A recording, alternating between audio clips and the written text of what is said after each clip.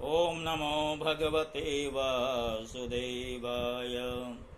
श्री कृष्ण गोविंद हरे मुरारे।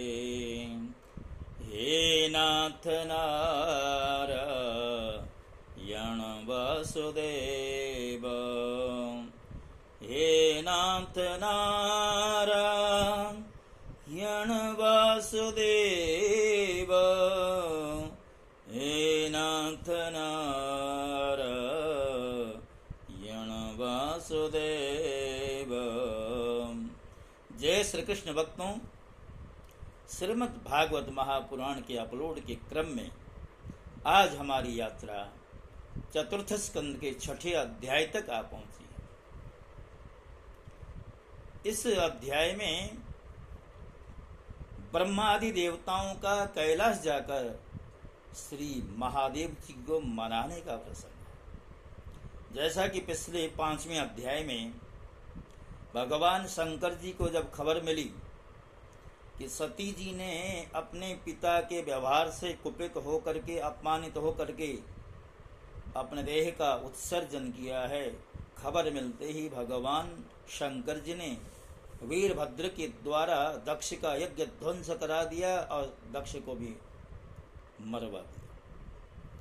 यज्ञ ध्वंस हुआ, देवताओं को चिंता हुई, तो देवताओं ने सोचा यज्ञ नष्ट हुआ, उसको पुनर्जीवित करना चाहिए, और दक्ष यजमान के रूप में उस यज्ञ में संलग्न था, वो भी जीवित हो जाए, किसी तरह यज्ञ की रक्षा हो, इस प्रयत्न और इस आशा को लेकर के ब्रह्मादि देवताओं का जो है भगवान शंकर जी के यहाँ जाने का प्रसंग यहाँ पर दिया गया। मैत्रेय जी जो विदुर जी को कथा सुना रहे हैं, प्रसंग सुना रहे हैं, मैत्रेय जी कहते हैं, अथ देवगणः सर्वे रुद्रानीकैः पराजिताः शूलपट्टिशनिस्तिंश गदा परिगमुद्गरैः। अर्थात हे विदुर जी, इस प्रकार जब रुद्र के सेवकों ने समस्त देवताओं को परास्त कर दिया और उनके संपूर्ण अंग प्रत्यंग भूत प्रेतों के त्रिशूल, पट्टिश, खड्ग, गदा, परिग और मुद्गर आदि आयुधों से छिन्न भिन्न हो गए, तब ये ऋत्विज और सदस्यों के सहित बहुत ही डर कर ब्रह्मा जी के पास पहुंचे और प्रणाम करके उन्हें सारा वृत्तांत कह सुनाया। भगवान ब्रह्मा जी और सर्वांतर्यामी श्री नारायण पहले से ही इस भावी उत्पात को जानते थे, इसलिए वे दक्ष के यज्ञ में नहीं पहुंचे। अब देवताओं के मुख से वहां की सारी बात सुनकर के उन्होंने कहा, देवताओं, परम समर्थ तेजस्वी पुरुष से कोई दोष भी बन जाए तो भी उसके बदले में अपराध करने वाले मनुष्यों का भला नहीं हो सकता। फिर तुम लोगों ने तो यज्ञ में भगवान शंकर का प्राप्य भाग न देकर उनका भारी अपराध किया है, परंतु शंकर जी बहुत शीघ्र प्रसन्न होने वाले हैं, इसलिए तुम लोग शुद्ध हृदय से उनके चरण पकड़कर उन्हें प्रसन्न करो, उनसे क्षमा याचना करो। दक्ष के दुर्वचन रूपी बाणों से उनका हृदय तो पहले से बिंध रहा था, उस पर उनकी प्रिया सती जी का वियोग हो गया, इसलिए यदि तुम लोग चाहते हो कि वह यज्ञ फिर से आरंभ होकर पूर्ण हो, तो जल्दी जाकर उनसे अपने अपराधों के लिए क्षमा याचना करो, नहीं तो उनके कुपित होने पर लोकपालों के सहित इन समस्त लोकों का भी बचना संभव नहीं है। भगवान रुद्र परम स्वतंत्र हैं, उनके तत्व और शक्ति सामर्थ्य को न तो कोई ऋषि मुनि, देवता और यज्ञ स्वरूप देवराज इंद्र ही जानते हैं, और न स्वयं मैं भी जानता हूँ, फिर दूसरे की तो बात ही क्या है। देवताओं, इस प्रकार कहकर ब्रह्मा जी उनको प्रजापतियों को और पितरों को साथ ले अपने लोक से पर्वत श्रेष्ठ कैलाश को गए, जो भगवान शंकर का प्रिय धाम है। उस कैलाश पर औषधि, तप, मंत्र तथा योग आदि उपायों से सिद्धि को प्राप्त हुए और जन्म से ही सिद्ध देवता नित्य निवास करते हैं। किन्नर, गंधर्व और अप्सरादि सदा वहां बने रहते हैं। उसके मणिमय शिखर हैं जो नाना प्रकार की धातुओं से रंग बिरंगे प्रतीत हो रहे हैं। उस पर अनेक प्रकार के वृक्ष, लता और गुलमादि छाए हुए। वह निर्मल जल के अनेकों झरने बहते हैं और बहुत सी गहरी कंदरा और ऊंचे शिखरों के कारण वह पर्वत अपने प्रियतमों के साथ विहार करती हुई सिद्ध पत्नियों का क्रीड़ास्थल बना हुआ है। वह सब और मोरों के शोर, मदांत भ्रमरों के गुंजार, कोयलों की कुहू कुहू ध्वनि तथा अन्य पक्षियों के कलरव से गूंज रहा है। उसके कल्प वृक्ष अपनी ऊंची ऊंची डालियों को हिला हिलाकर मानो पक्षियों को बुलाते रहते हों तथा हथिनियों के चलने फिरने के कारण वह कैलाश स्वयं चलता फिरता सा प्रतीत होता है। मंदार, पारिजात, तमाल, शाल, ताड़, कचनार, असन और अर्जुन के वृक्षों से वह पर्वत बड़ा ही सुहावना जान पड़ता है। आम, कदम्ब, नीप, नाग, पुन्नाग, चंपा, गुलाब, अशोक, मौलश्री, कुंद, कुरबक, सुनहरे, शतपत्र, कमल, इलायची और मालती की मनोहर लताएं तथा कुब्जक, मोगरा और माधवी की बेलें भी उसकी शोभा बढ़ाती। कटहल, गूलर, पीपल, पाकर, बड़, गूगल, भोज वृक्ष, औषध जाति की वृक्ष, केले आदि जो फल आने के बाद काट दिए जाते हैं, सुपारी, राजभोग, जामुन, खजूर, आमड़ा, पियाल, महुआ और लिसोड़ा आदि विभिन्न प्रकार के वृक्षों तथा पोले और ठोस बांस के झुरमुटों से वह पर्वत बड़ा ही मनोहर जान पड़ता है। उसके सरोवरों में कुमुद, उत्पल, कल्हार और शतपत्र आदि अनेक जाति के कमल खिले रहते हैं। वहां जहां तहां हरिण, वानर, सुअर, सिंह, रीछ, शाही, नीलगाय, शरभ, बाघ, कृष्ण मृग, भैंसे, कर्णांतर, एक पद, अश्वमुख, भेड़ी और कस्तूरी आदि वहां घूमते रहते हैं। वहां के सरोवरों के तट केलों की पंक्तियों से घिरे होने के कारण बड़ी ही शोभा पाते। वहां उन्होंने अलका नाम के एक सुरम्य पुरी और सौगंधिक वन देखा, जिसमें सर्वत्र सुगंध फैलाने वाले सौगंधिक नाम के कमल खिले हुए थे। उस नगर के बाहर की ओर नंदा और अलकनंदा नाम की दो नदियां हैं। वे तीर्थपाद श्री हरि की चरण रज के संयोग से अत्यंत पवित्र हो गई। विदुर जी, उन नदियों से रति विलास से थकी हुई देवांगनाएं अपने अपने निवास स्थान से आकर जल क्रीड़ा करती हैं और उसमें प्रवेश कर अपने प्रियतमों पर जल उलीचती हैं। स्नान के समय उनका तुरंत का लगाए हुआ कुछ कुंगम भूल जाने से जल पीला हो जाता है। उस कुंकुम मिश्रित जल को हाथी प्यास न होने पर भी गंध के लोभ से स्वयं पीते और अपनी हथिनियों को पिलाते।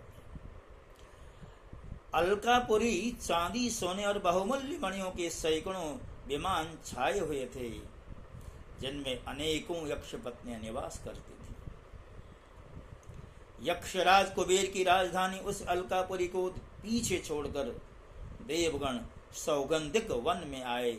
वह वन रंग बिरंगे फल फूल और पत्तों वाले अनेकों कल्प वृक्षों से सुशोभित थे। उसमें कोकिल आदि पक्षियों का कलरव और भौरों का गुंजार हो रहा था तथा राजहंसों के परम प्रिय फुल कुसुमों से सुशोभित अनेकों सरोवर। वह वन जंगली हाथियों के शरीर की रगड़ लगने से घिसे हुए हरिचंदन वृक्षों का स्पर्श करके चलने वाली सुगंधित वायु के द्वारा यक्ष पत्नियों के मन को विशेष रूप से मथ डालता था। बावलियों की सीढ़ियां वैद्य मणि की बनी हुई थी, उनमें बहुत से कमल खिले रहते थे। वहां अनेकों किम पुरुष जी पहलाने के लिए आए हुए थे। इस प्रकार उस वन की शोभा निहारते जब देवगण कुछ आगे बढ़े, तब उन्हें पास एक वट वृक्ष दिखलाई दिया। वह वृक्ष 100 योजन ऊंचा था तथा उसकी शाखाएं 75 योजन तक फैली हुई थीं। उसके चारों ओर सर्वदा अविचल छाया बनी रहती थी, इसलिए घाम का कष्ट कभी नहीं रहता था तथा उसमें कोई घोंसला भी न था। उस महायोगमय और मुमुक्षों के आश्रयभूत वृक्ष के नीचे देवताओं ने भगवान शंकर जी को विराजमान देखा। वे साक्षात क्रोधहीन काल के समान जान पड़ते थे। भगवान भूतनाथ का श्रीअंग बड़ा ही शांत था। सनंदनादि शांत सिद्धगण और सखा यक्ष राक्षसों के स्वामी कुबेर उनकी सेवा कर रहे थे। जगतपति महादेव जी सारे संसार के सुहृद हैं, स्नेह व सबका कल्याण करने वाले हैं। वे लोक हित के लिए ही उपासना, चित्त की एकाग्रता और समाधि आदि साधनों का आचरण करते रहते हैं। संध्या कालीन मेघ की सी कांति वाले शरीर पर वे तपस्वियों के अभीष्ट चिन्ह भस्म, दंड, जटा और मृग चर्म एवं मस्तक पर चंद्रकला धारण करते हैं। वे एक कुशासन पर बैठे थे और अनेकों साधु श्रोताओं के बीच में श्री नारद जी की पूछने से सनातन ब्रह्म का उपदेश कर रहे थे।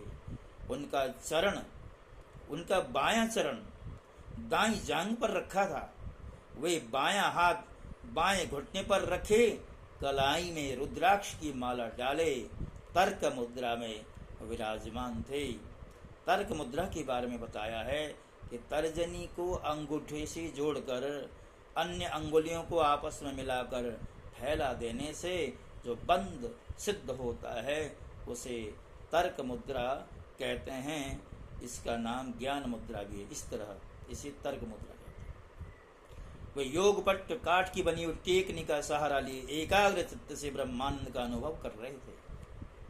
यद्यपि समस्त देवता और दैत्यों के अधिपति भी श्री महादेव जी के चरण कमलों की वंदना करते हैं, तथापि वे श्री ब्रह्मा जी को अपने स्थान पर आया देख तुरंत खड़े हुए और जैसे वामनावतार में परम पूज्य विष्णु भगवान कश्यप जी की वंदना करते हैं, उसी प्रकार सिर झुकाकर उन्हें प्रणाम किया। इसी प्रकार शंकर जी के चारों ओर जो महर्षियों सहित अन्यान्य सिद्धगण बैठे थे, उन्होंने भी ब्रह्मा जी को प्रणाम किया।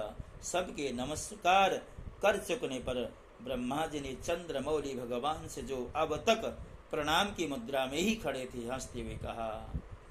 ब्रह्मा जी कहते हैं, देव मैं जानता हूं आप संपूर्ण जगत के स्वामी हैं, क्योंकि विश्व की योनि शक्ति प्रकृति और उसके बीज शिव पुरुष से परे जो एक रस पर ब्रह्म है वह आप ही तो हैं। भगवान आप मकड़ी के समान ही अपने स्वरूपभूत शिव शक्ति के रूप में क्रीड़ा करते हुए लीला से ही संसार की रचना, पालन और संहार करते हैं। आपने ही धर्म और अर्थ की प्राप्ति कराने वाले वेद की रक्षा के लिए दक्ष का निमित्त बनाकर यज्ञ को प्रकट किया है। आपकी ही बांधी हुई ये वर्णाश्रम की मर्यादा हैं, जिनका नियमनिष्ठ ब्राह्मण श्रद्धापूर्वक पालन करते हैं।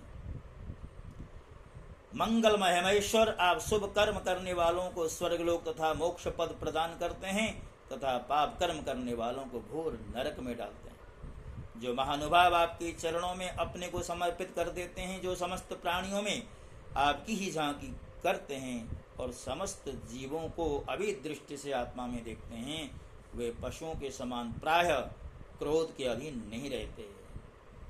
जो भेद बुद्धि होने के कारण कर्मों में आसक्त हैं, जिनकी नीयत अच्छी नहीं है, दूसरों की उन्नति देखकर जिनका चित्त रात दिन कूढ़ा रहता है, और जो मर्म भेदी अज्ञानी अपने दुर्वचनों से दूसरों का चित्त दुखाया करते हैं, आप जैसे महापुरुषों के लिए उन्हें भी मारना उचित नहीं है, क्योंकि वे बेचारे तो विधाता के ही मारे हुए हैं। देव भगवान कमलनाथ की प्रबल माया से मोहित होने के कारण यदि किसी पुरुष की कभी किसी स्थान में भेद बुद्धि होती है, तो भी साधु पुरुष अपने पर दुख कातर स्वभाव के कारण उस पर कृपा ही करते हैं। प्रभु आप सर्वज्ञ हैं। परम पुरुष भगवान की दुस्तर माया ने आपकी बुद्धि का स्पर्श भी नहीं किया है, अतः जिनका चित्त उसके वशीभूत होकर कर्म मार्ग में आसक्त हो रहा है, उनके द्वारा अपराध बन जाए तो भी उन पर आपको कृपा ही करनी चाहिए। भगवान आप सबके मूल हैं, आप ही संपूर्ण यज्ञों को पूर्ण करने वाले हैं। यज्ञ भाग पाने का भी आपको पूरा अधिकार है, फिर भी इस दक्ष यज्ञ के बुद्धिहीन याजकों ने आपको यज्ञ भाग नहीं दिया। इसी से यह आपके द्वारा विध्वस्त हुआ। अब आप इस अपूर्ण यज्ञ का पुनरुद्धार करने की कृपा करें। प्रभु ऐसा कीजिए जिससे यजमान दक्ष फिर जी उठे, भग देवता के नेत्र मिल जाएं, भृगु की दाढ़ी मूछ आ जाएं और पूषा के पहले के ही समान दांत निकल आए। रुद्रदेव अस्त्र शस्त्र और पत्थरों की बौछार से जिन देवता और ऋत्विजों के अंग प्रत्यंग घायल हुए हैं, आपकी कृपा से वे फिर ठीक हो जाएं। यज्ञ संपूर्ण होने पर जो कुछ शेष रहे वह सब आपका ही भाग होगा। यज्ञ विध्वंसक, आज यह यज्ञ आपके ही भाग से परिपूर्ण हो। तो यहाँ पर बताया है, एक सूत्र दिया है, यज्ञ के संपूर्ण होने पर जो यज्ञावशिष्ट होता है उस पर भगवान शंकर का ये अधिकार होता है। ब्रह्मा जी ने ये बात प्रतिपादित की है। तो भक्तों, प्रसंग लंबा न हो, मेरा ये प्रयास रहता है, इसलिए इधर उधर की बातों को न जोड़ते हुए जो हमारे भागवत में व्यास जी के द्वारा वर्णित विषय हैं उन विषय को ही आपके समक्ष रख सकूं, ये मेरा प्रयास रहता है। और इसी के साथ साथ ये जो 6ठा अध्याय है इसको यहाँ पर विश्राम दिया है। इसी के साथ साथ जय श्री कृष्ण। जैसा कि मैं बार बार आपसे निवेदन करता हूँ, जिन लोगों तक मेरे ये कंटेंट पहुँचते हैं, बहुत से लोग सब्सक्राइब कर देते हैं, कुछ लोग आगे निकलते हैं स्क्रॉल करते हुए यूट्यूब में, तो अब मैं आप सबसे निवेदन करता हूँ, आप अपने लिए नहीं, कम से कम मेरे लिए ही सही, जिनके पास भी मेरे कंटेंट पहुँचे, सब्सक्राइब अवश्य कर दीजिए, लाइक का बटन ऑन कर दीजिए, जिससे कि मैं उत्साहित होकर के अपनी यात्रा को आगे बढ़ा सकूँ। तब तक के लिए जय श्री कृष्ण।